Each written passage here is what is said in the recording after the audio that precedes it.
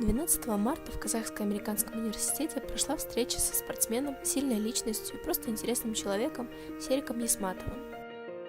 Он ведет активный образ жизни, спортсмен, принимает участие в социальных и общественных проектах, таких как «Синергия», призывает молодежь задуматься о своих возможностях.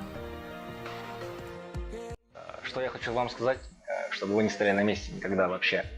Идите вперед, достигайте своих целей, планируйте свою жизнь на будущее уже в краткий срок. Главное, не стойте на месте. Ошибаться надо, ошибаться всегда надо.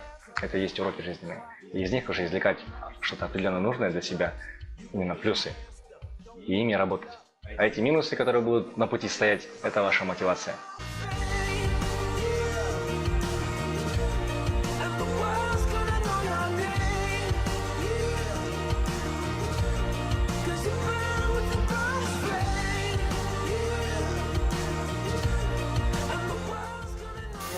Дорогой абитуриент, я скажу тебе так, если ты хочешь быть лидером, умным, нужным человеком в обществе и быть всегда на первых рядах, то поступай в Казахско-американский университет, изучай английский язык, изучай все нужное, важное, полезное для себя и иди вперед, будь в топе.